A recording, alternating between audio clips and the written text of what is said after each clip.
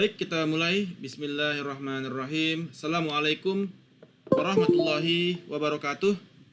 Waalaikumsalam. Waalaikumsalam warahmatullahi wabarakatuh. Khair jami'an? Alhamdulillah.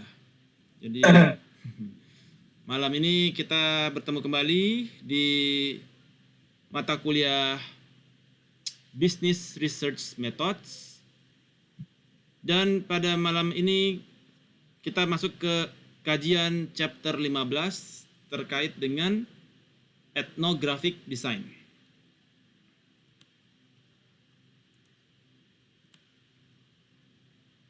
Oke.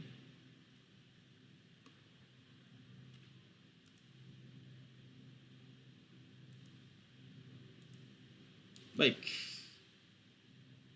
Apa yang menjadi key ideas atau competencies yang diharapkan dapat Anda miliki setelah mengikuti perkuliahan malam ini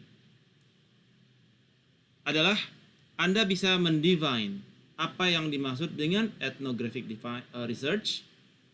Kemudian Anda memahami kapan untuk melakukan ethnographic research. Kemudian Anda memahami bagaimana melakukan ethnographic research. Anda memahami apa yang menjadi types dari ethnographic designs dan apa yang menjadi key karakteristik dari ethnographic research serta langkah-langkah yang diperlukan untuk conducting ethnographic research serta evaluasi terhadap hasil ethnographic research Anda. So, apa yang dimaksud dengan ethnographic design yang menjadi tema kita malam ini? The term ethnographics berarti adalah writing about group of people.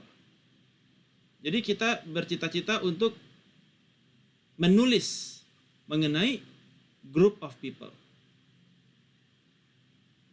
Dengan menggunakan qualitative design, Anda bisa mengidentifikasi sebuah group of people. Mempelajari mereka di dalam rumah mereka ataupun di tempat kerja mereka. Bagaimana mereka behave, bagaimana mereka berpikir, dan bagaimana mereka berbicara.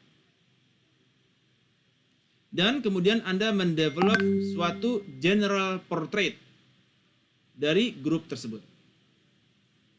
Ya. Contoh, misalkan Anda ingin mempelajari mengenai bagaimana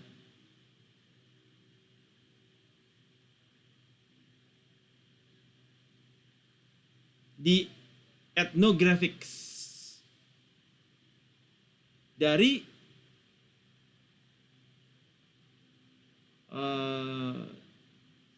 sekolah TK. Jadi Anda ingin mempelajari mengidentifikasi kepada behavior, Anda ingin mempelajari mengenai behavior dari anak TK, bagaimana cara mereka berpikir, bagaimana cara mereka berbicara, dan mendevelop general portrait dari anak-anak TK. Ya. Jadi Anda bisa mempelajarinya di workplace atau di sekolah. Jadi Anda belajarnya di TK gitu. Anda stay di TK tersebut untuk bisa mempelajari menulis mengenai how the kindergarten students behave, things, and talk. Atau ketika Anda ingin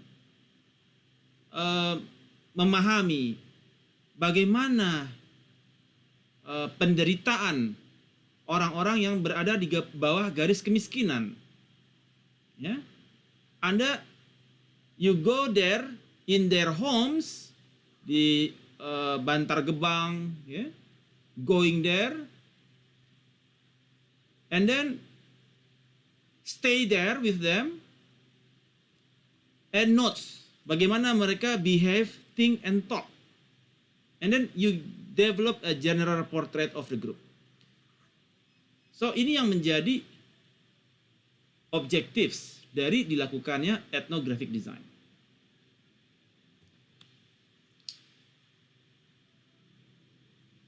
Ethnographic design ini termasuk ke dalam kelompok qualitative research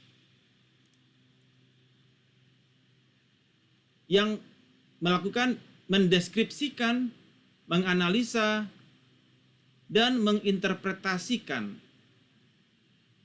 terhadap culture sharing groups, share patterns. Apa patterns yang mereka share dan behavior. Jadi, ethnographic design merupakan qualitative research procedure yang mendeskripsikan, menganalisa, dan menginterpretasi terhadap culture sharing dari group shared pattern of behavior, beliefs, and language that develop over time. Ya.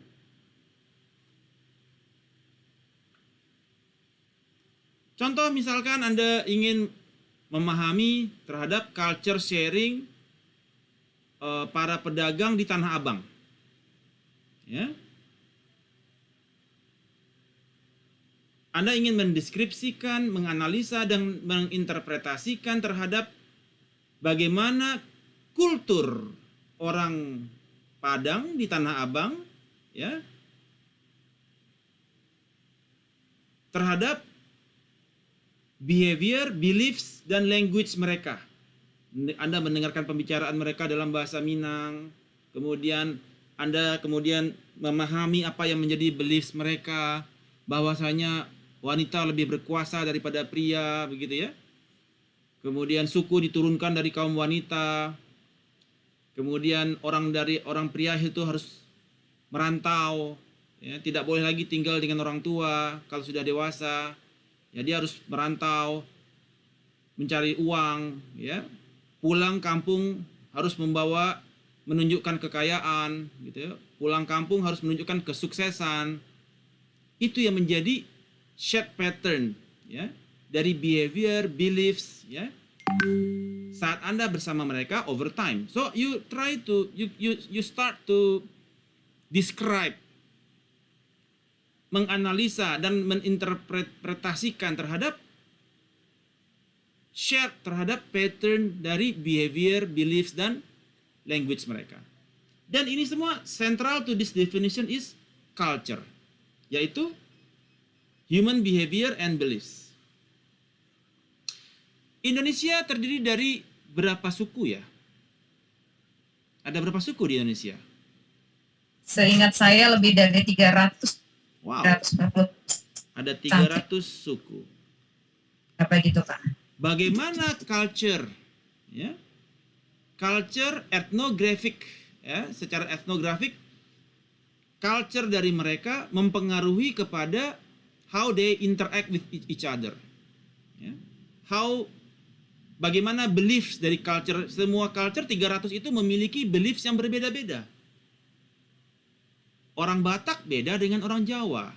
Orang Jawa beda dengan orang Dayak. Orang Dayak beda dengan orang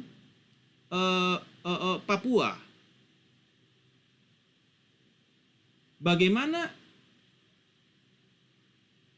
behavior, belief, dan language mereka, ya,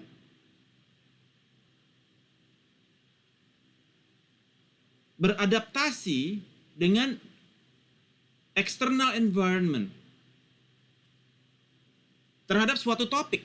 Misalkan topik COVID-19. Bagaimana kultur orang Batak berhadapan dengan COVID-19? Berbeda dengan kultur orang Sumatera Barat dengan COVID-19. Berbeda lagi dengan kultur orang Jawa. Berbeda lagi dengan kultur orang Dayak. Berbeda lagi dengan kultur orang Baduy. Setiap kultur mempunyai respons yang berbeda-beda. Ethnographic design, ya, dia mempelajari Salah satunya ialah dia mendeskripsikan, menganalisa, dan menginterpretasikan bagaimana kultur suatu wilayah merespons terhadap suatu issues. Ya. Apapun isu tersebut. Setiap kultur mempunyai perspektif yang berbeda-beda. Ya. Nah, kita sebagai ethnographers, seorang peneliti ethnographics, berusaha untuk mengadopsi, mendeskripsikan, menganalisa, dan menginterpretasikan culture mereka, ya, berupa behavior, belief, dan language mereka terhadap external issues, ya, dan sebagainya. So, in order to do that, you have to participate in their lives. You have to participate in the lives, yeah, of others, your participants, yeah, observing and documenting the people, yeah, the events, taking field notes. Oh, mereka kalau kalau makan piringnya berlima, satu piring makan berlima, ya, satu piring makan berlima rame-rame, lempar-lemparan daging. Loh, kok aneh ya, gitu kan? Makannya satu piring gede, makan berlima, terus lempar-lemparan daging. Ini buat lu, ini buat gue, ini buat lu. Nah, terus itu kita melihat, menganalisa dan menginterpretasi terhadap kultur yang terjadi di suatu area. Ya, dan conducting interviews. Ya, conducting interviews. In order supaya Anda bisa melakukan ethnography, yaitu writing about people. Ethno artinya people, graphy artinya writing. So, you can write about group of people. Yeah. You can put your feet on their shoes. Put your feet on their shoes. Ya. So, kapan kita perlu melakukan ethnographics research? Yaitu ketika melakukan study terhadap sebuah groups of people, itu provides understanding kepada larger issues, kepada the bigger population. So, kalau Anda ingin memahami pendapat orang Papua mengenai organisasi Papua Merdeka misalkan, you study a group of people, you come to the Mes Papua gitu ya. Anda stay di Mes Papua tersebut, stay with them, ya, walk with them, talk with them, eat with them, live with them, and then study and study their get the understanding of their perspective. Ya. To have better understanding terhadap larger issues.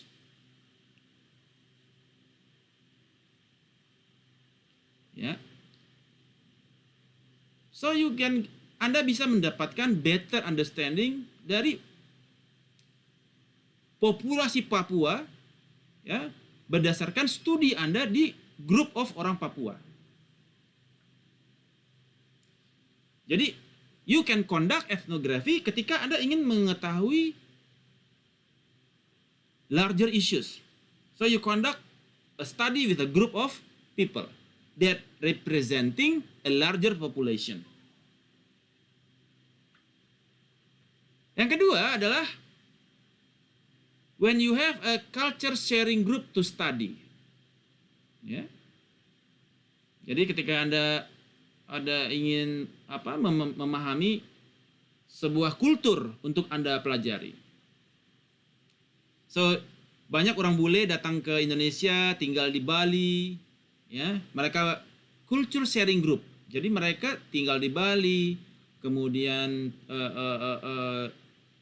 mereka mendescribe terhadap apa yang menjadi adat dan istiadat di Bali, menganalisa, menginterpretasikan. So they understand what the pattern, ya, yang terjadi terhadap masyarakat di Bali. Ya. Kemudian etnografi juga memprovide day-to-day picture of event. They can provide day-to-day picture of event. Jadi misalkan Anda kunjungan ke IKEA. Anda datang nih ke IKEA. Siapa yang sudah pernah ke IKEA? Sudah pernah semua ya? Udah pernah belanja ya? Sering belanja kan di IKEA kan? Pak Damar kerja di IKEA tuh, Pak. Siapa yang kerja di IKEA? Damar, Pak. Wah, Pak Damar. Bisa dapat diskon dong kita ya kalau pakai nama Pak Damar ke sana ya. Nah, kita juga bisa melihat apa yang menjadi behavior dari orang-orang yang belanja di IKEA, ya. Ada event di IKEA atau di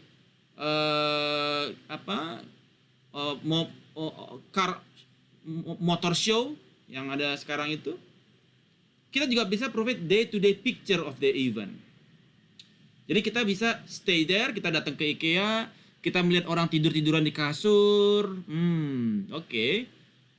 So, apa yang menjadi, kemudian kita ajak ngobrol gitu ya. Apa yang menjadi, kenapa mereka ke sana, ya. Apa yang menjadi problem mereka sehingga mereka datang ke sana. Oke, ternyata mereka tinggal di apartemen, tempatnya kecil, mereka pengen tempat yang space yang ukurannya sama dengan yang ukuran mereka miliki, apartemen mereka cuma 40 meter persegi, ya, terus mereka lagi cari dekorasi yang sesuai dengan ukuran apartemennya, dan sebagainya. So, put your feet on their shoes. Di lokasi, ya, di lokasi tempat orang itu belanja. Kita juga bisa conduct ethnography when you have a long-term access to a culture sharing group. Sehingga Anda bisa building a detailed record of their behavior and beliefs over time. Jadi kalau Anda punya, Anda punya saudara yang tinggal, atau Anda punya teman yang tinggal di di Sulawesi yang biasa motong ular piton, ya, makanannya jualan pasar aneh itu loh, pasar ular piton, pasar kelelawar gitu ya, namanya apa ya, Tomohon, Tomohon, Pak. ya, Tomohon, Sulawesi Utara. Jadi Anda bisa waktu agak lama, 1 bulan, 2 bulan, you stay there, Anda mempelajari mengenai kultur grup mereka, ya. Anda bisa memvideokan wilayah Tomohon. Pasar Tomohon itu Anda videokan, Anda lihat dia lagi bakar anjing gitu ya. Dibakar pakai api, kemudian kucing dia bakar kulitnya, terus dia potong-potong daging kucing, kelelawar ya. Tikus juga ada gitu ya. So, what kind of culture here? Ya. What happened? Why this is happen gitu kan? So, this is ethnography. So, you stay there, you stay with them, you see. Anda pergi dengan mereka berburu ular piton ke hutan, berburu kelelawar ke goa-goa, ya, berburu tapir, ya, dan sebagainya. So you see Anda bisa menganalisa, mendeskripsikan, dan menginterpretasikan terhadap their culture, terhadap their behavior, their beliefs, and their language. Ini disebut dengan etnografi. Okay. So far so good? Any questions? Arasa? Saya. Alright. Asoyo. Kemudian, bagaimana ethnographic research ini terjadi di awalnya? Kapan kapan ini menjadi suatu ilmu? Ya. Etnografi itu pertama kali terjadi atau dibentuk oleh kultural antropologi. Antropologi adalah suatu bidang ilmu yang mempelajari what make us human, atau masuk kepada kelompok human science, ya, antropologi. Dengan emphasis adalah writing about the culture, writing about people's culture, group of people's culture. So ini sebenarnya topik yang sangat menarik di mana Indonesia mempunyai 300 suku yang berbeda-beda. Dari 13.000 pulau, ada 300 suku. Ya. Di dalam satu suku pun ada kelompok-kelompok suku-suku yang berbeda. Di Batak ada Sinaga, Marpaung. Nah, itu udah beda suku, udah beda. Kadang-kadang udah ada lagi yang membedakan antara suku yang satu dengan suku yang lain. Ada kebiasaan, beliefs yang berbeda antar suku. So, secara umum suku secara besarannya ada 300. Tetapi kalau kita hierarkikan lagi ke bawah, dari suku Batak itu udah ada berapa suku? Puluhan suku. Dari Minang ada puluhan suku. Ya. Dari suku-suku Dayak, bawahnya suku-suku lagi. Dan sebagainya. So, setiap suku ini memiliki perspektif yang berbeda terhadap any problem, setiap masalah, any issues. Setiap suku ini memiliki perspektif yang berbeda. Misalkan apa? Leadership, misalkan. Bagaimana leadership di mata orang, leadership yang terhadap suku Batak berbeda dengan leadership di suku Minang, berbeda leadership di suku Jawa. Ya. Pak Jajang, tolong di mute Pak Jajang, agak noise. Ya. Jadi ketika Anda ingin mempelajari group of people, mungkin awalnya sekedar deskripsi, analisa dan interpretasi terhadap bagaimana their beliefs. Namun begitu Anda masukkan, Anda intercept kepada suatu issues, bagaimana mereka bereaksi? Different groups of people, different culture, they will give different reaction. They give different reaction. Ya. So ini menarik sekali. Ya. Bagaimana bagaimana Anda put your feet on customer shoes, put your feet on the participant shoes. Kalau kita hosting misalkan di TV, ini orang mana sih? Orang Jawa, ada lagi orang Batak, ada lagi orang Minang, ada lagi orang Chinese. Begitu dilempar suatu issues, empat-empatnya memiliki perspektif yang berbeda. Karena mereka dibentuk oleh kultur yang berbeda-beda. Ya. Ini adalah suatu kekayaan Indonesia. How leadership. Ya. Bagaimana etnografi, research, memandang suatu issues dari sudut pandang on top of 300 tribes dalam satu issues, ya, on top of 300 tribes atau top 5 tribes gitu ya, suku-suku yang utama besar, yang populasinya besar. Ini adalah kekayaan Indonesia yang luar biasa. Jadi ini juga seharusnya menjadi core kompetensi kita di Indonesia. Untuk di dalam mata kuliah ini menjadi core kompetensi kita dalam kemampuan untuk understanding kepada greater issues terhadap kultur ini. Ya, kultur ini. Bukannya berbeda kultur malah disatukan gitu, Bhinneka Tunggal Ika. No. Kalau Bhinneka Tunggal Ika, dia dianggap similar semua, cannot. Suku-suku ini bagikan cluster, ya. Mereka itu terpisah antara suku yang satu dengan suku yang lain. Bagaimana dari sisi ekonomi. Kenapa orang Minang suka berdagang? Kenapa orang Batak suka jadi pengacara? Kenapa? Dan sebagainya ya. So itu menjadi ethnographic research yang menarik. Ya. Kemudian ini dimulai dari tahun 28 ya. Dari mulai di study of childbearing, adolescence ya. Kemudian masuk ke tahun 80-an, educational ethnographies tahun 97-an ya. So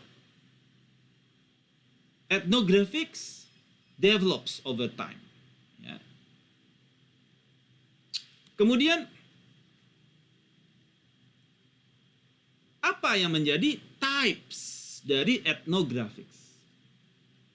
Ada 3 macam ethnographics.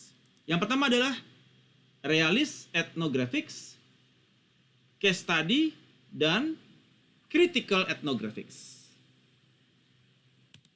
Apa yang dimaksud dengan realist ethnographics? Realist ethnographics adalah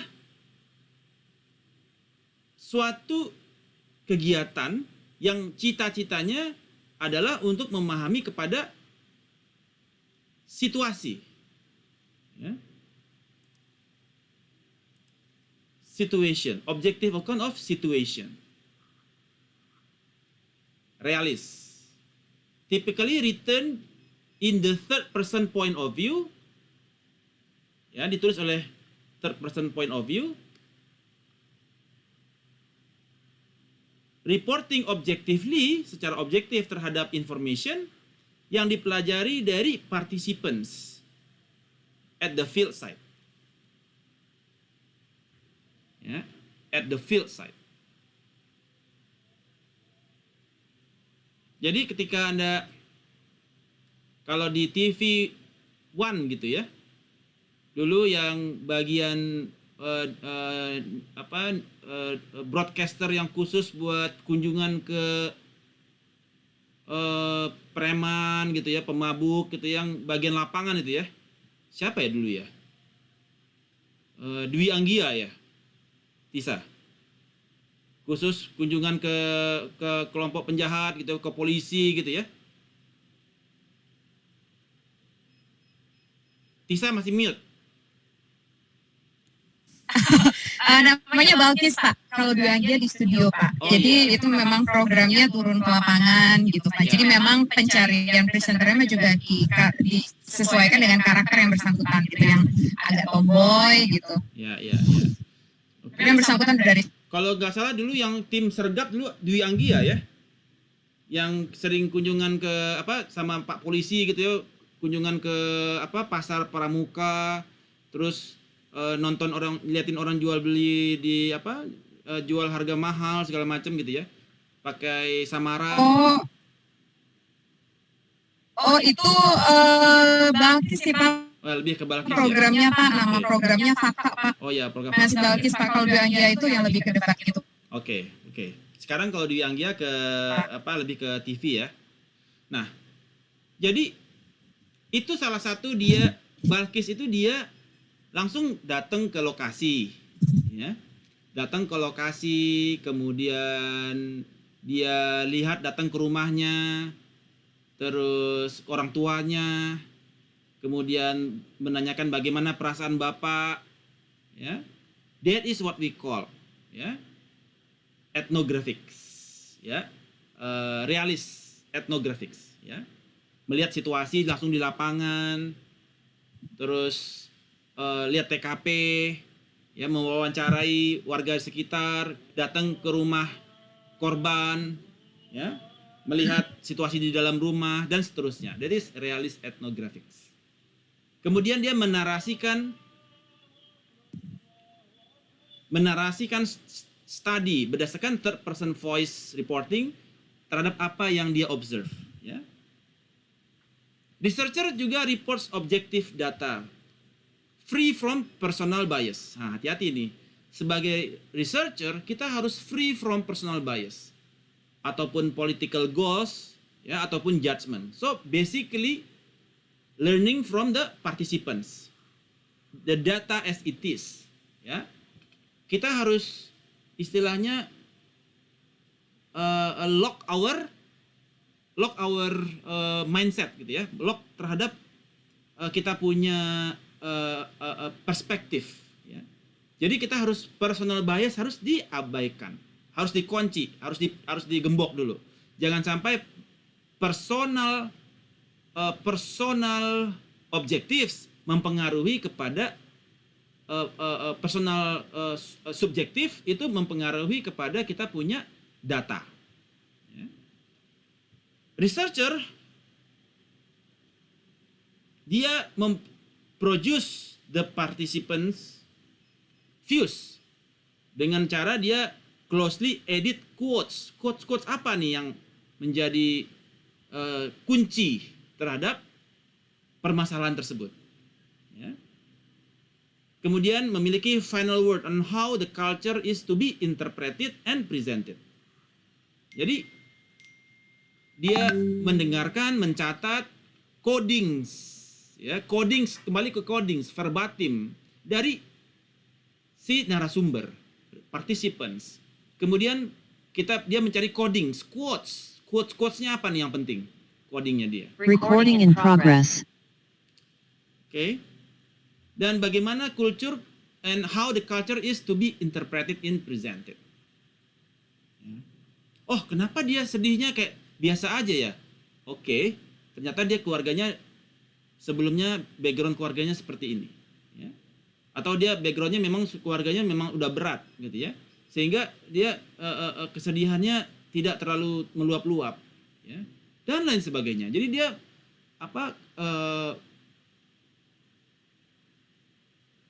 reporting objectively terhadap situasi berdasarkan informasi yang didapatkan dari participants di dalam field site. Kemudian tipe etnografi yang kedua adalah case study. Case study adalah in-depth exploration terhadap bounded system. Ya. Yaitu dari sisi activity, events, proses, dan individuals. Maksudnya bounded itu adalah the case is separated out from research in terms of time, place, or some physical boundaries. Jadi dia betul-betul terpisah, ya berdiri sendiri, bounded. Ya. It is useful to consider the type of cases that qualitative research often studies. Jadi memang case study ini yang sering dipelajari oleh researchers. Subjek dari case studies adalah terhadap individuals maupun several individuals, di mana researchers develop understanding, pemahaman of the case by collecting multiple form of data. Ya. Jadi case study adalah in-depth exploration terhadap activity yang terjadi, events, proses, dan individuals. Contoh, case study terhadap kasus misalkan case study contohnya kasus apa yang berdasarkan proses. Case study itu penusukan orang gila yang individuals. Case study contohnya adalah yang kepada individuals ketika seorang itu dia menusuk ulama. Siapa dulu tuh? Ali Jaber ya? Saya Ali Jaber kan? Yang di Lampung ya Pak? Yang di Lampung, Ali Jaber yang di Lampung ya? Yang dia ada orang menusuk ya? Ya, Ali Jaber Pak. Oke. Jadi kita mau melihat in-depth exploration terhadap orang ini. Ya. Jadi kita mau melihat activity-nya dia ngapain, event-nya dia ngapain, in proses dia ngapain, secara individu dia ngapain. Jadi itu masuk kepada case study. Kita mempelajari in-depth exploration of a bounded system terhadap activity yang dilakukannya sehari-hari, sehingga dia melakukan output luaran seperti itu. Menusuk seseorang. Apa yang dilakukan oleh dia? Activity-nya dia ngapain aja nih sehari-hari? Terus event-nya dia kemana aja? Dia event apa saja yang dia ikuti? Terus prosesnya sampai dia seperti ini seperti apa? Ya, secara individual. Itu disebut dengan case studies. Yang ketiga adalah critical ethnography. Ini yang sekarang happening.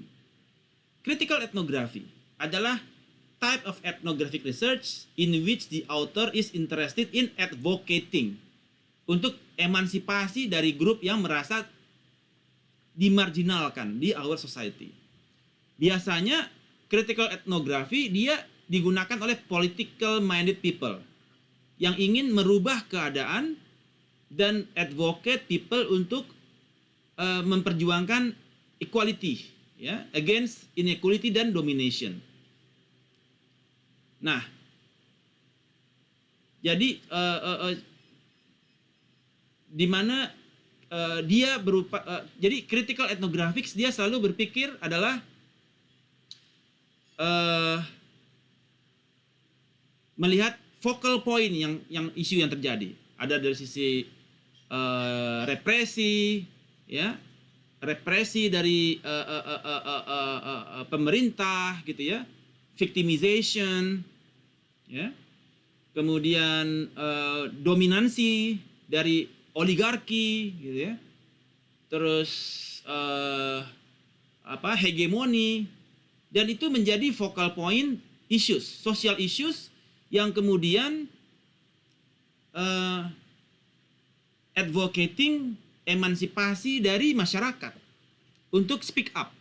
Jadi mereka berupaya untuk masyarakat ini nggak usah diam gitu loh. Ayo ngomong gitu, ya. Jadi untuk supaya agar tetap kritis, ya. Nah, so di dalam critical ethnography, they collaborate actively with the participants and negotiate final report. Ya. Jadi mereka collaborate actively the participants. Sekarang banyak sekali para critical ethnography yang mereka bikin podcast di YouTube. Ya. Kemudian bisa chat langsung dengan mereka, live chat. Ya, gimana kasus ini Bang gitu ya, dibahas, ya baca berita gitu ya. So this is critical ethnography. Mereka melihat secara society banyak area to improve, banyak ketidakadilan, ya, dan mereka political mindsetnya mereka berpikir bagaimana untuk merubah keadaan ini, tidak bisa didiamkan. Jadi mereka kegiatan apa? Ada suatu upaya untuk merubah keadaan, game changer. Kalau begini-begini terus bahaya, ya, misalkan. So mereka siap untuk menjadi martir sebetulnya, bahwasanya mereka challenge terhadap status quo, ya, and bertanya why is it so, mengapa itu dilakukan, ya, challenge the status quo and selalu asking why is it so, why it happen, ya, and they speak up sebagai critical ethnography. Karena mereka melihat kondisi negara di dalam posisi yang jeopardize. Nah, ini yang sekarang lagi happening. Seperti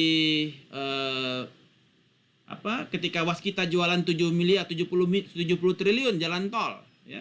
Critical ethnography bersuara, ya. Ya, dia put their feet on the condition. Ya, berarti terus yang pemegang konsesi kemudian dia diperpanjang, akhirnya tanah Indonesia 95% tanah di Indonesia milik asing. So this is critical ethnography. Yeah. So they challenge the status quo and ask why is it so. Yeah. Bahkan mereka sekarang juga and then they are non-neutral. They collab actively dengan yang sesama klasternya dan create another group, something like that. So this is critical ethnography. So far so good. Any questions? Tapi boleh tanya Pak? Silakan Pak Suhari. Ya Pak, ini yang terkait critical ethnography ini kayaknya menarik, cuma bagaimana kita membedakan antara ini critical dengan bias dari pemahaman si peneliti, karena kan untuk membedakan suatu kebenaran atau tidak itu kan kadang ada biasnya Pak. Alright. Artinya yang benar menurut si peneliti dan juga orang-orang yang diteliti bisa jadi salah dibandingkan di pihak lawannya. Misalkan untuk case di Tuban itu ada case penggusuran lahan untuk pembangunan kalau nggak salah pabrik semen gitu Pak. Nah di satu sisi kan sebenarnya pabrik semen itu kan akan meningkatkan pendapatan masyarakat kalau mereka dilibatkan sebagai pekerja atau nanti rumah-rumahnya dipakai sebagai kos-kosan para pegawai. Namun di sisi lain masyarakat yang pemilik tanah merasa tanah saya dihargai murah. Nah ketika ini dijadikan objek penelitian ini kan jadi agak bias siapa yang nanti akan diuntungkan. Makasih Pak. Oke, menarik. Disitulah yang tadi kembali kepada kultur. Culture. Setiap wilayah memiliki kultur atau memiliki local wisdom. Misalkan Yogyakarta. Yogyakarta tanahnya tidak bisa dijual kepada non-pribumi. Ada kultur di sana. Ada local wisdom di sana. Ada kultur yang kuat, local wisdom. Di mana ya kultur ini menjadi kontraproduktif dengan pembangunan, begitu kan? Kontraproduktif kultur local wisdom dari Yogyakarta Hadiodiningrat. Tanah tidak bisa dijual dengan tidak bisa dijual kepada non pribumi. Apabila tanah dijual kepada non pribumi, maka dibatalkan oleh pemerintah daerah. Oke. Apabila ketahuan.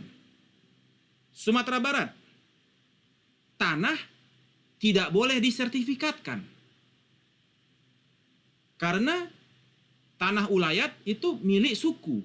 Suku tidak boleh diharamkan tanah disertifikat. Jadi sehingga tidak bisa diperjualbelikan. Sehingga di Sumatera Barat tanah-tanah masyarakat itu masih utuh, Bapak.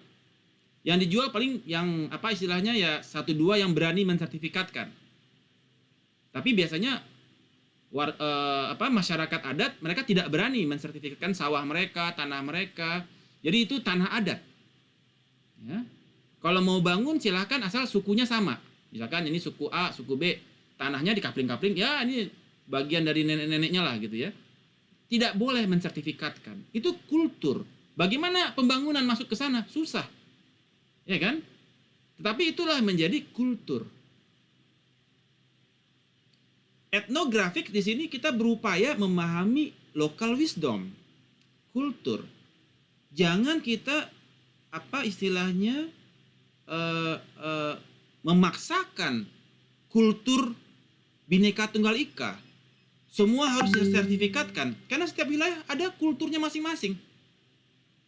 Nah, kembali ke Tuban. Ya. Jadi ada kultur di masing-masing wilayah. Nah, dan untuk melakukan itu perlu pendekatan juga kultural.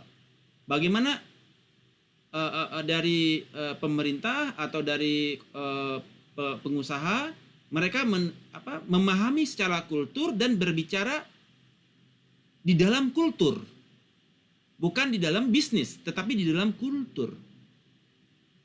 Kalau di Sumatera Barat itu tanah disewa. Jadi tidak ada pemerintah bikin sekolah tidak atas tanah milik pemerintah, tapi tanah yang menyewa kepada kaum adat. Jadi pemerintah membangun sekolah, membangun rumah sakit, menyewa kepada kaum adat. Dan oleh kaum adat, uang sewa tersebut digunakan untuk beasiswa anak-anak mereka berangkat sekolah ke Bandung, berangkat sekolah ke Pekanbaru gitu ya. Melanjutkan pendidikan, mereka gunakan sewa tanah tersebut untuk kemaslahatan umat. Jadi karena pemerintah daerah mereka menghargai kepada local wisdom, kultur wilayah setempat. Bukan dipaksakan, udah lu sertifikatin lah, ntar lu jual ke Pemda gitu ya. Tidak. Ya, kalau ketahuan oleh masyarakat itu bisa dihukum adat gitu ya. Nah, itu juga berbahaya. Jadi begitu Pak. Tadi siapa tadi yang tanya ya? Pak Rian, siapa tadi? Bapak. Ya. Kebayang ya Pak ya? Ya, artinya ini justru menjustifikasi ya Pak ya, bahwa tadi kultur kadang di suatu saat kultur itu harus diutamakan dibanding bisnis purpose gitu Pak. Namun solusinya tadi misalkan dengan disewakan sehingga kepemilikan tidak berubah tapi bisnis juga tetap jalan, jadi win-win solution gitu Pak ya. Yes, seperti konsesi aja. Diberikan konsesi untuk menggarap selama 20 tahun, nanti bisa diperpanjang gitu aja. Tetapi tanah tetap milik warga gitu. Jadi warga tidak kehilangan tanah. Akibatnya seperti yang sekarang terjadi apa? 95% tanah dari Jakarta ke Bandung kiri kanan. 95% tidak ada yang dimiliki pribumi. 95%. Anda jalan bawa mobil. Kenapa Pak Rinto? Ya, izin menjawab pertanyaan Pak Suheri. Ya, silakan. Karena kebetulan saya pelakunya, Pak. Pelaku apa nih? Saya 2010 sampai 2015 memang kerja di Semen Housing, Pak. Oke. Ya, jadi yang Pak Suheri katakan itu memang benar, tapi perlu diluruskan bahwa tanah yang dimiliki Housing itu adalah anak negara, Pak, karena perlu tampil dengan sistem namanya IPPKH, Pak, izin pinjaman kawasan hutan, di mana aturannya itu 1:2. Jadi tanah Holcim yang di Tuban yang dipakai Holcim, peruntukannya kalau dipakai 1 hektar, jadi kita menyiapkan 2 hektar penggantinya.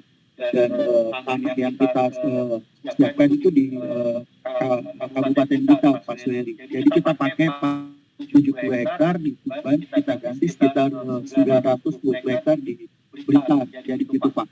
Nah, saya baru ngerti tentang adanya teori etnografi ini dari Pak Jerry. Kalau dulu kita namanya di social mapping Pak Jerry. Jadi memang sebelum pabrik itu dibangun adalah tim CSR kita yang masuk dulu Pak. Selama 2 tahun kita memapping karakteristik sosial yang ada di Tuban. Itu kan perikanan ya Pak, banyaknya. Jadi kita mendekati ulama-ulama yang terdekat di sana, itu jalur Pantura juga. Kalau istilah Pantura memang kapal budaya ya Pak, jadi panas itu. Nah kita empowerment the people yang di sana seperti itu Pak.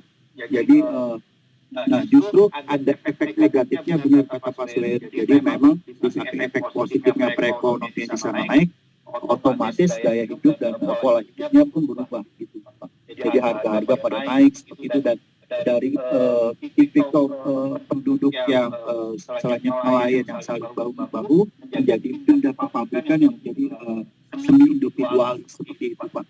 Ini cukup menarik sih Pak. Jadi saya ingin meluruskan juga tadi yang pernyataan Pak Suheri bahwa itu bukan tanah negara subjek yang dimiliki oleh swasta, dalam hal itu PT Polisi. Walaupun sekarang sudah di BUMN gitu Pak. Mungkin gitu Pak. Oke, thank you Pak Rinto, menarik sekali. Jadi karena memang terjadi shifting ya, ternyata ya, shifting kepada behavior dari nelayan menjadi pegawai pabrik gitu ya, shifting of behavior yang terjadi. Nah, ethnographic research itu kita berupaya, oke, ini orang kebutuhannya apa, ya, we put our feet on their shoes. Kalau kita mau beri kompensasi, mereka butuhnya apa gitu. Kalau mereka nelayan, kita relocate mereka ke lokasi yang juga nelayan, bukan dikasih lokasi di gunung. Bagaimana seorang nelayan menjadi peladang jagung, nggak cocok gitu ya. So, ethnographic design itu kita memahami terhadap mendeskripsikan kepada mereka, menganalisa terhadap kebutuhan mereka, menginterpretasikan kepada beliefs mereka, behavior mereka, pattern yang mereka miliki, sehingga keputusan yang kita ambil secara korporasi sesuai dengan needs and wants mereka. Bukan secara sepihak, oke, gua siapin lahan 900 hektar di Blitar gitu ya, di mana mereka butuh air, mereka butuh ikan gitu. Karena pola hidup mereka seperti itu. Sehingga ketika shifting behavior mereka, akibatnya terjadi shifting yang sangat luar biasa kan. Dari biasa nelayan dia mencari ikan ke laut, berubah menjadi pekerja di pabrik stamping, tek-tok, stamping gitu ya. Biasa dia ngayal ikan, sekarang jadi stamping. Jadi kompetensi mereka jadi berubah gitu. Ya. Pola mereka jadi kacau. Ya. So there is the benefit dengan menggunakan etnografi agar your decision sebagai corporate decision baik untuk investasi yang kita lakukan sesuai align dengan needs and wants dari masyarakat. Araso?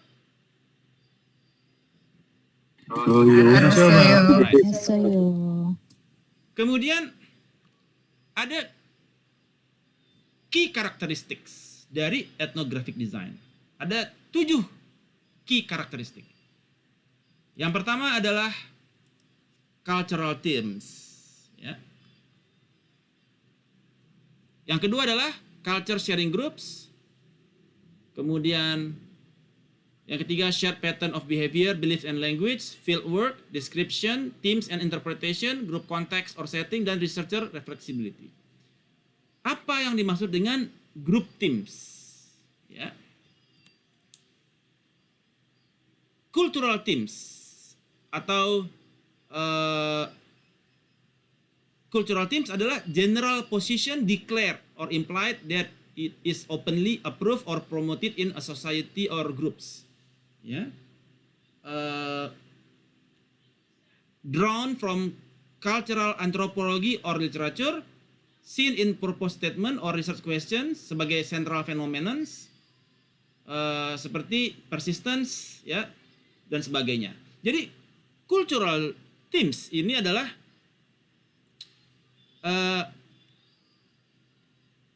mencari apa yang menjadi tema terhadap kultur tersebut. Themes. Orang Sumatera Barat itu themesnya apa? Orang Batak itu themesnya apa? Nah, mencari themes ini dia openly approve.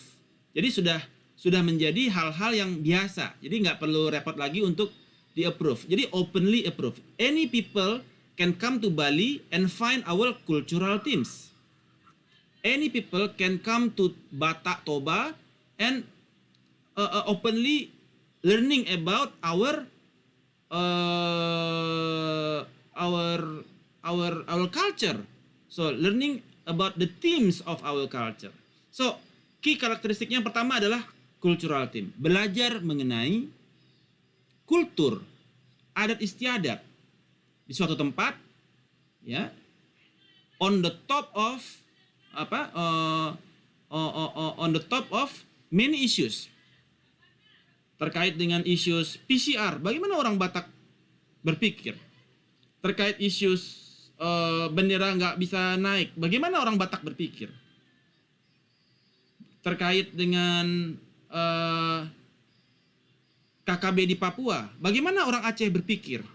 Bagaimana secara kultur orang Aceh Jadi kultur, apa yang menjadi themes dari kultur sebuah wilayah, yang mana itu menjadi point of views, menjadi sudut pandang terhadap bagaimana mereka memandang sesuatu hal. Orang Sumatera Barat, kalau ada kekerasan terhadap wanita, misalkan ada KDR, KDRT, mereka biasanya sangat responsif, sangat reaktif. Karena di Sumatera Barat mereka matrilineal, suku berasal dari perempuan. Jadi kalau perempuannya sukunya misalkan Caniago, anaknya Caniago. Jadi wanita sangat dihormati, ya. Jarang sekali wanita yang ada mengalami KDRT di Sumatera Barat. Karena mereka lah yang menjadi line of suku, line of tribes, turun dari mereka. Jadi mereka sangat dihargai, ya. Sehingga ketika ada isu terhadap KDRT, mereka sangat merespon, sangat cepat. Kemudian ada lagi dari sisi Sumatera Barat pernah menjadi ibu kota negara. Ibu kota negara. Di mana presiden ketika itu adalah Sarifuddin Prawira Negara. Jadi presiden Indonesia yang kedua adalah Sarifuddin Prawira Negara, PDRI. Mereka memerintah Indonesia selama hampir setahun atau 2 tahun, saya lupa ya. Ibu kotanya di Bukit Tinggi. Jadi mereka sebagai ibu kota negara, sebagai pemilih ibu kota, mereka merasa sangat bangga sekali.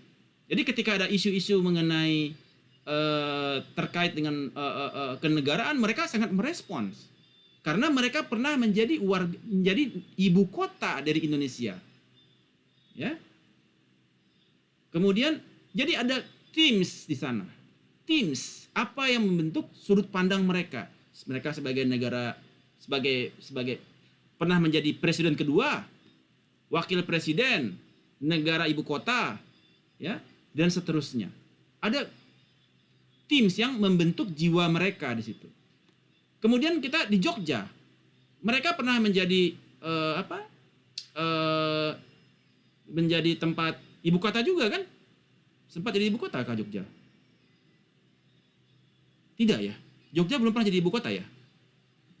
Tapi pernah Pak, zaman perang Pak, 45 tahun 45. Oke, pernah jadi ibu kota di Jogja kan? Kemudian kerajaan tertua di Indonesia ada di Jogja, yang sampai sekarang masih berdiri. Lebih lama umur kerajaan Jogja itu, ya, lebih tua umurnya daripada Indonesia. Ya. Raja Jawa, ya. Mereka lah yang menjadi ketika Ratu Belanda datang itu mereka ke Jogja. Pengangkatan Hamengkubuwono didatangi oleh Ratu Belanda segala macam. Dan itu menjadi kultur teams yang membentuk masyarakat Jogja. So ada key karakteristik di sana, kultur teams yang mendasari cara berpikir, cara mereka merespons terhadap isu berdasarkan kultur yang mereka miliki. Dan kultur itu berawal dari sejarah yang panjang untuk membentuk kultur-kultur seperti itu. Kemudian yang kedua adalah culture sharing groups. Karakteristik kedua di dalam ethnographic design adalah culture sharing groups. Ya. Di mana two or more individuals share their behaviors, beliefs, and language. Ketika Anda datang berkunjung ke rumah saudara Anda di Tomohon, ya, Anda belajar kultur sharing. Anda pakai buka sendal, Anda beramai-ramai bawa tombak mencari kelelawar. Ya, culture sharing groups, ada culture di sana. Kemudian kalau Anda di Palembang, ya, maghrib mereka beramai-ramai ke masjid. Jadi nggak ada tuh yang di rumah nonton TV, nggak. Mereka tuh tidur di masjid, di langgar begitu ya. Tidak di rumah, ada kebiasaan seperti itu. Anak muda tidak tidur di rumah, mereka tidur di masjid, di langgar. Ya, jadi ada culture sharing groups dan Anda berupaya mengadopsi, ya, mempelajari mengenai key karakteristik dari behavior, belief, dan language di suatu wilayah. Kemudian yang ketiga adalah shared pattern of behavior, belief, and language. Common social interaction. Jadi, shared pattern is a common social interaction that stabilize rules and expectation of the group. Ya. Memahami mengenai beliefs, language. Misalkan Anda mau menikah dengan orang Batak mau menikah dengan orang Jawa. Ya. Orang Batak suku dari bapak. Orang Jawa suku dari mana ya? Bapak juga ya? Bapak ya? Nah, ketika jangan bapak-bapak. Orang Batak sukunya mengalir dari ayah. Orang Minang mengalir suku dari ibu. Ketika orang Minang dan orang Batak menikah, sukunya apa ya? Sukunya bapak apa suku ibu? Suku anaknya. Ya kan? Jadi itu yang menjadi shared pattern. Ada beliefs di sana yang apa? Yang saling shared pattern terhadap common social interaction. Kemudian yang keempat adalah fieldworks.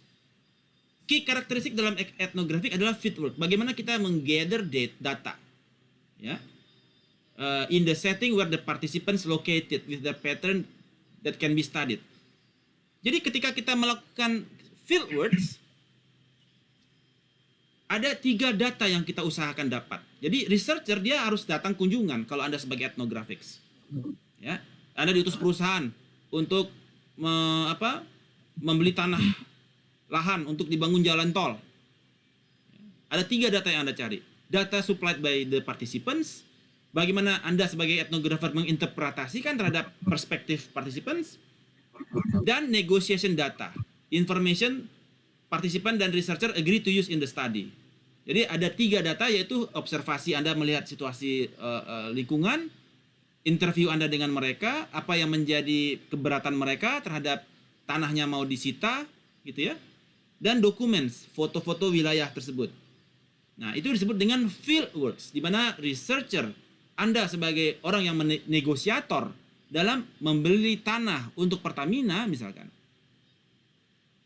Ya, Anda gather data Anda menggather data ke rumah-rumah mereka, di mana mereka berada, dan where they share the pattern, where ada pattern yang bisa dipelajari.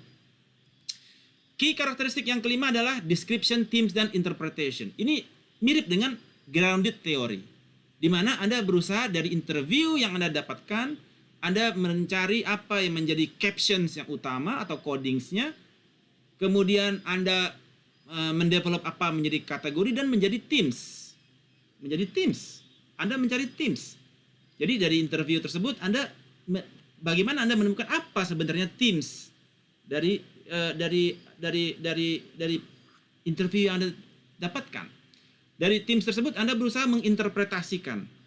Jadi kegiatan etnografiks juga mengadopsi grounded theory, ya.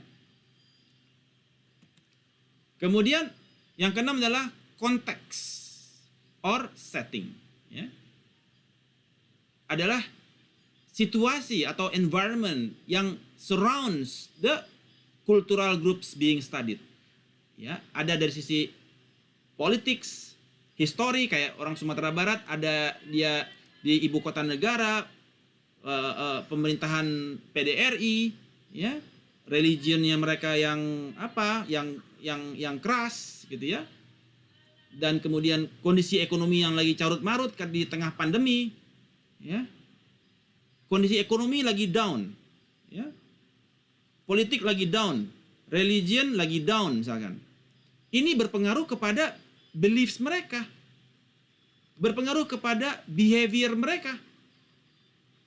Nah, bagaimana kita etnografiks melihat, oh kira-kira apa yang dari sisi kondisi given kondisi religion yang lagi orang nggak bisa ke masjid, ya kan, sholat di rumah, kemudian politics yang lagi nggak jelas, ekonomi yang lagi down, nggak ada orang belanja, ya, location yang mereka juga sewanya susah, kemudian berpengaruh kepada beliefs dan behavior mereka. Sebenarnya ini menarik kondisi di saat COVID ini. Bagaimana kondisi COVID itu merubah kepada kulturs, baik beliefs maupun behavior.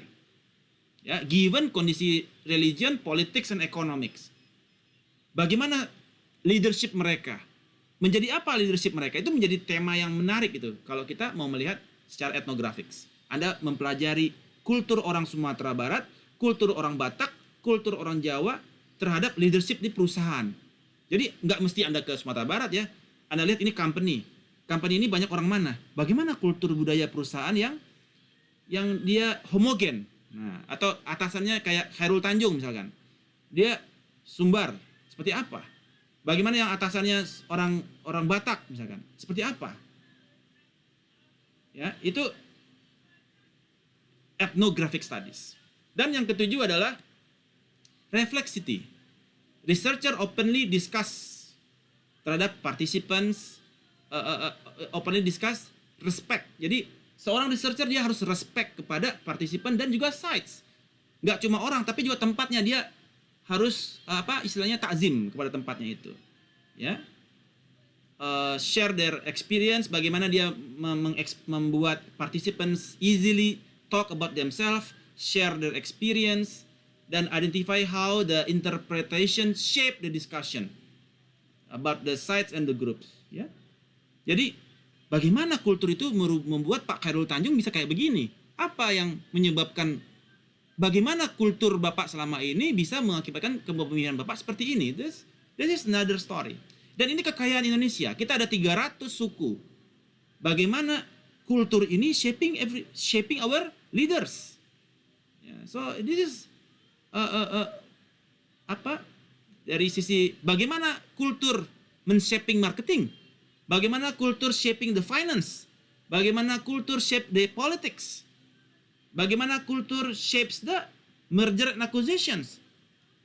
Jadi suatu notes yang menyambung antara satu dengan yang lain. Menarik sekali untuk diteliti. Alright, so far so good. Any questions? Arasa?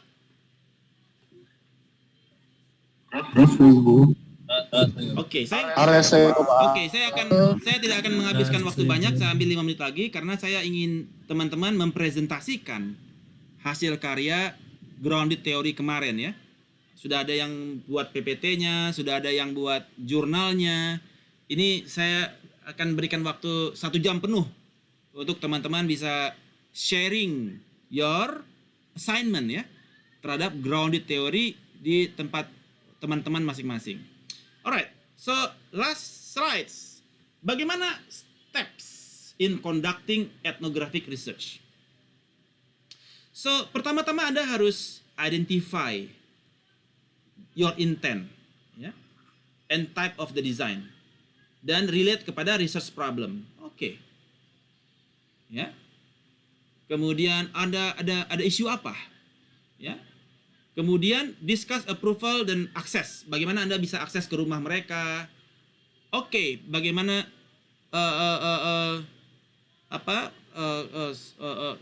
bagaimana Anda bisa mengakses ke rumah sakit, ruang isolasi COVID. Jadi Anda ingin memahami terhadap keresahan masyarakat yang sedang diisolasi di COVID, ya, apa yang menjadi themes yang menjadi keresahan mereka, ya. Kemudian using appropriate data collection procedures, ada multiple sources yang bisa Anda gunakan untuk data collection, bisa dengan recordings, ya. Kemudian ada field notes dan sebagainya. Kemudian analyze dan interpret data within a design. Ada verbatimnya, Anda bisa melihat secara teams-nya bagaimana dari coding menjadi teams, ya. Kemudian write a report consistent with your design. Okay. So di dalam ethnographics reportingnya itu lebih bersifat kepada storytelling, ya, storytelling, naratif storytelling terhadap subjek penelitian Anda. Ya, nanti akan saya berikan beberapa dari jurnal internasional yang membahas mengenai ethnographics yang pernah dilakukan. Ini jurnalnya juga banyak bertebaran, jadi untuk menjadi referensi Anda. Oke, that is on the ethnographics research. Sebenarnya saya mau menjadikan ini tugas, tapi Anda saja belum kumpulkan tugas grounded teorinya, masih belum banyak yang kumpul. Sebenarnya ini menarik nih. Bagaimana kita bagi kelas ada 40, Anda melihat secara budaya kultur. Misalkan yang satu dari sudut Minang, ada yang Dayak gitu ya. Di kantor ada orang Jepang. Bagaimana kultur Jepang? Etnografiknya kepada company. Bagaimana mereka rule the company? Japanese version, Japanese style seperti apa, American style seperti apa. Jadi Anda put your time together with the Japanese stuff, atau yang sacho-nya begitu ya, sacho di perusahaan manufaktur, atau Anda ketemu sama perusahaan Jerman. Nah, bagaimana kultur, how is their beliefs and behavior shape their leadership on top of their cultures. Ini menarik. Jadi apakah Anda tugasnya yang kemarin aja belum? Apa mau berani 2 tugas sekaligus? Kalau Tisa kayaknya berani itu. Dia banyak interview orang dia. Jangan Pak. Tukar aja Pak, tukar auditori sama ini Pak. Iya. Ya. Jadi bagaimana? Ini apa? Negotiation. Jadi teorinya Dibikin grup Pak. Kalau ini mau dibikin Pak, ditugasin lagi Pak. Ya bisa. beda suku ya Bu Ainun ya. Iya. Yang tugas kemarin aja itu bikin jurnal kan? PowerPoint, deck-nya dan jurnal. Kayaknya baru Pak Teddy yang saya lihat baru serahkan. Alright, baik teman-teman. That's on the ethnographic research design. Mungkin nanti tugasnya akan saya tugasnya adalah untuk Anda membangun research ethnographics terhadap business culture, ya, leadership ya, leadership dari masing-masing culture. Kalau di kantor Anda ada orang Jerman, ya German leadership culture. Bagaimana leadership culture orang Jerman? Ya, on top of their beliefs, their behavior, ya, that shape their leadership style. Menggunakan ethnographic research methods.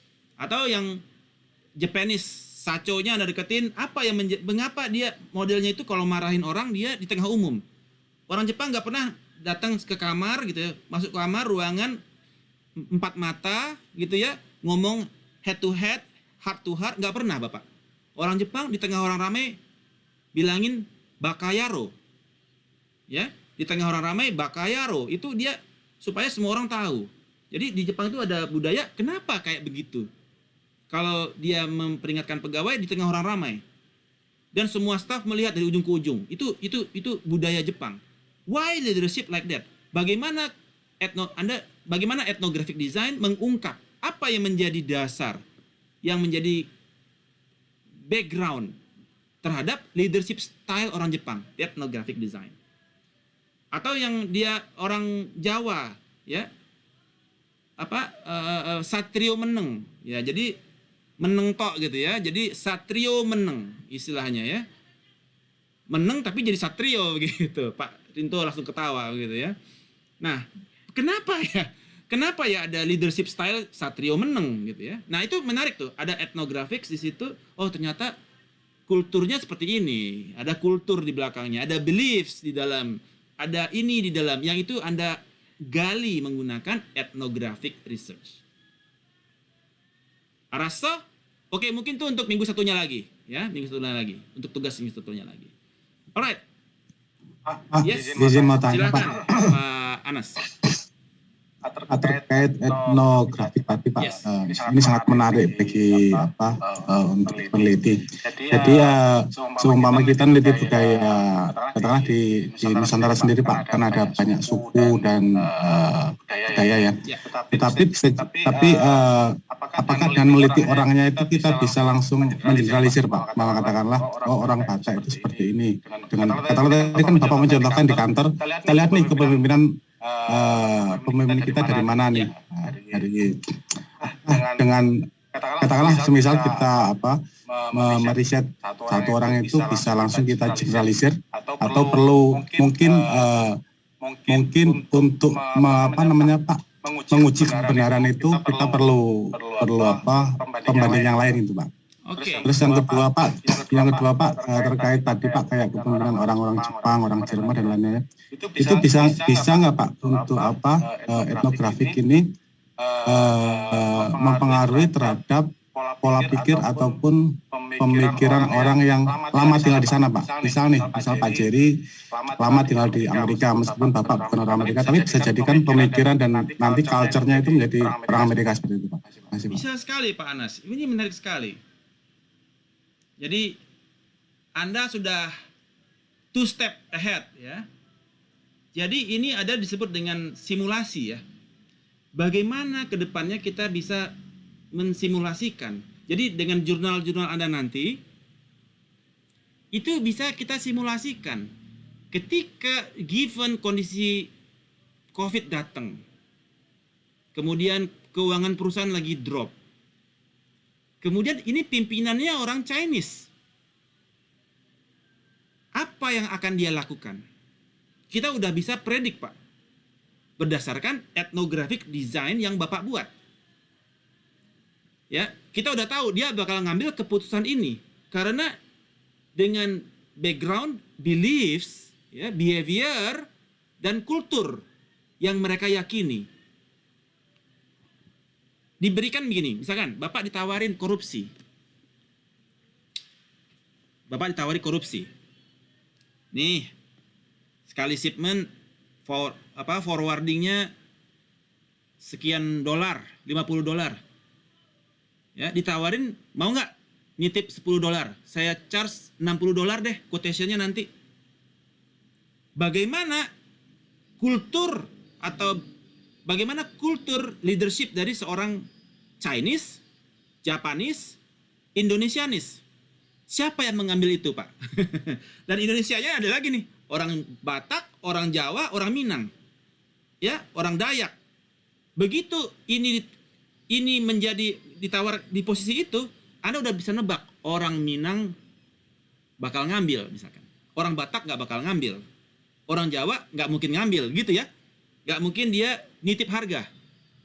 Jadi kita bisa melihat dari jurnal yang Bapak terbitkan nanti, kita bisa membangun simulasi kepada leadership style, decision making style berdasarkan ethnographic research yang Bapak buat.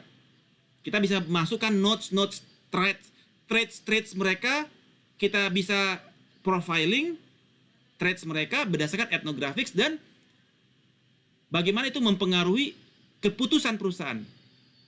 Ketika kondisi perusahaan dalam keadaan jeopardize, GDP turun, sales turun, ini turun. Kalau gua taruh orang Jawa, seperti apa hasilnya?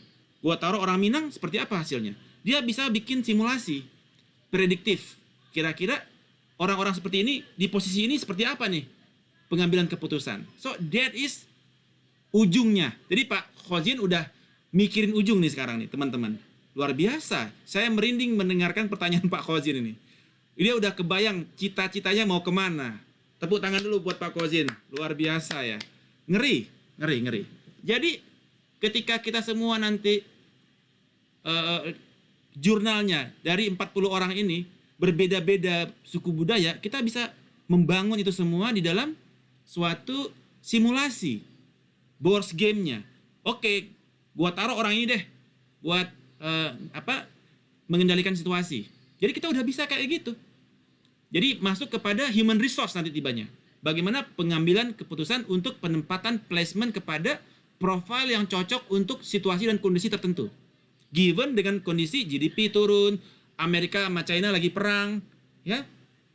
Terus tiba-tiba ada lagi di sana itu ada apa lucu-lucu. Kira-kira profil yang mana yang cocok buat gua taruh di sini untuk jadi CEO? Ya. Masa yang tiba-tiba CEO-nya kerjaannya nongkrongin toilet kan nggak mungkin, ya? Atau nongkrongin ATM, ya? Nggak jelas gitu ya. Jadi bagaimana profil dari hasil research design digunakan untuk itu. Jadi nanti teman-teman ada 40 jurnal, kita koreksi sama-sama nih, masing-masing pegang masing-masing kan. Wah, gue dapet nih dari Pak Jajang, orang Batak. Seperti apa sih orang Batak? Profilingnya terhadap leadership. Apa leadership stylenya orang Batak itu seperti apa jadinya? Mungkin dari beberapa orang Batak misalkan, yang C-level. Jadi nanti kita bisa koleksi bersama ini Pak Khozin. Kebayang semuanya? Menarik gak sih? Menarik Pak. Menarik sekali kan? Nah, ini juga menjadi memperkaya khazanah kita sekelas juga. Bayangkan nanti besok kita ketemu Pak Teddy cerita tuh. Kalau orang Jawa begini. Itu saya penasaran tuh, kayak apa hasil etnografik research-nya Pak Teddy. Araso?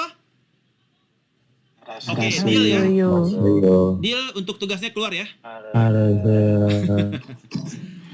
Baik, untuk selanjutnya kita serahkan kepada Pak Teddy Irawan mempresentasikan kepada assignment-nya. Pada Pak Teddy kami